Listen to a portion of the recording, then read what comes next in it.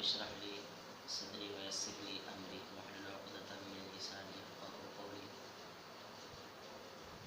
हम आपसे कल गुफ्तगू कर रहे थे औलाद की तरबियत के हवाले से, और उसमें से पहला पॉइंट जो था वो ये था कि जब हम किसी लड़के के लिए लड़की का इंतखाब करें, तलाश करें रिश्ते के लिए, तो उसमें क्या चीज़ होनी चाहिए, जो असल चीज़ होनी चाहिए, बुनियाद है, और वो इस्लाम है, इस्लामी तालीमात हैं, ये चीज़ बुनियाद होनी चाहिए।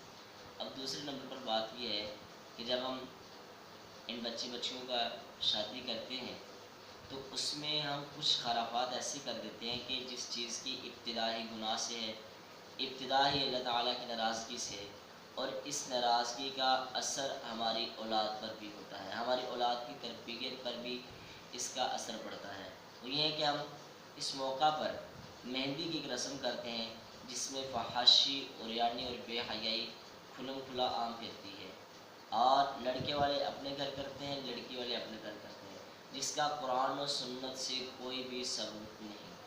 हाँ, अगर आप करना चाहते हैं, रस्म है आपकी, दुनिया की रस्म है, फिर उसमें इतना एहतियात बरतें कि फहाशी उसमें ना आए, उरियानी ना आए। जो आप करना चाहते हैं अपनी चार दीवारी के अंदर रह कर करें।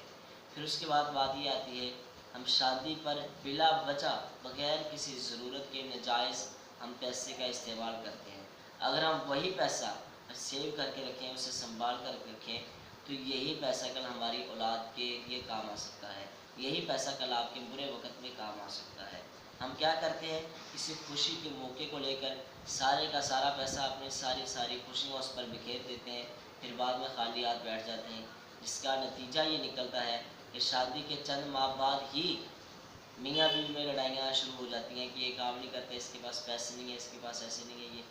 ये सिस्टम ख़त्म करने के लिए सबसे पहले इसके बाद हमें अपनी शादियों में नाजायज़ पैसे का इस्तेमाल जो हम करते हैं उसे रोकना होगा, उसका जितना हो सके हम उससे इज्तनाब करें। फिर उसके अंदर हम शादी कर देते हैं बच्चों की, फिर उन सबसे पहले देखिए फिर बाद में कि क्या बच्चा बच्ची इस शादी पर राज़ी हैं, इस निकाह पर राज़ी हैं।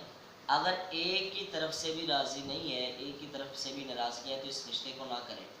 चूँकि आज हम बड़ों का मुंह देखने के लिए रिश्ते तो कर देते हैं, लेकिन इसका नतीजा ये निकलता है कि चंद माह बाद या चंद साल बाद वो रिश्ता टूट जाता है। बात निकलती है कि बच्चा राज़ी नहीं था या बच्ची राज़ी नहीं थी। फिर क्या कहते हैं, हम बड़ों ने इस तरह कहा, हमने मान लिया। अब जो बड़े फैसला कर देते हैं वो बच्चे मान तो लेते हैं फिल वक्त, लेकिन उसके नतायज बहुत बुरे निकलते हैं। फिर बच्चे बेचारे ना उधर के रहते हैं ना उधर के रहते हैं। इसलिए इस चीज़ से भी इज्तनाब करना चाहिए कि जिस जगह पर बच्चा या बच्चा राज़ी नहीं है तो उस जगह पर शादी नहीं करनी चाहिए। फिर इसके बाद हम चलते हैं, जब हम शादी कर दी है, फिर कुछ मियाँ बीवी के एक दूसरे के ऊपर हकूक़ हैं, और वो हकूक़ ये हैं कि उन हकूक़ को इंसान इंतहाई ज़्यादा राज़दारी से उनको इस्तेमाल करे, जिस तरह अल्लाह के कुरान ने हुक्म दिया है। अहादीस मुबारक इस बात पर काफ़ी सारी सरीहन दलालत करती हैं। अब जब हम हमारे यहाँ किसी बच्चे अब औलाद मांगते हैं, किसी के औलाद नहीं होती, हम उसमें औलाद मांगते हैं, अल्लाह से दुआ करते हैं। पहली बात अल्लाह हज़रत इब्राहीम अलैहिस्सलाम ने ये बताई हमें अल्लाह से दुआ मांगकर, जब हज़रत इस्माईल पैदा हुए उससे पहले हज़रत इब्राहीम ने दुआ की, रब्बी हबली मिनस सालिहीन।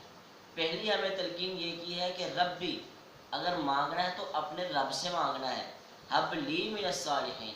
और अगर औलाद भी मांगनी है तो नेक मांगनी है। सिर्फ ये नहीं कि अल्लाह हमें औलाद दे दे, हमें बेटा दे दे, बेटी दे दे, नहीं। पहली बात ये कि मांगना भी अल्लाह से है, खालिसतन तौहीद के साथ मांगना है, अल्लाह से मांगना है। दूसरी बात यह है कि साथ शर्त ये लगानी है कि अल्लाह हमें नेक देना।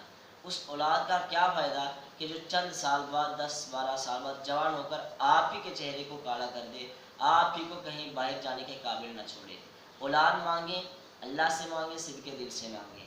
दूसरी शर्त यह है कि अपने अल्लाह से औलाद मांगे और नेक का सवाल करें। जब औलाद ही नेक नहीं है तो फिर उस औलाद का क्या करना है। इस औलाद से तो ऐसे ही अच्छे हैं कि यानी कि किसी के पास औलाद नहीं है से तो वो अच्छे हैं। औलाद मांगे और नेक मांगे, और फिर साले औलाद मांगे जो आपके लिए भी फ़ायदेमंद हो, आपके घर वालों के लिए फ़ायदेमंद हो, आपके मोहल्लेदारों के लिए फ़ायदेमंद हो। अगर ये औलाद आपके घर बार वालों के लिए फ़ायदेमंद होगी तो यही औलाद आपका हाथ पकड़कर कल क़यामत के दिन जन्नत में लेकर जाएगी। इंशाअल्लाह मिलते हैं दूसरी वीडियो में। अस्सलाम वालेकुम।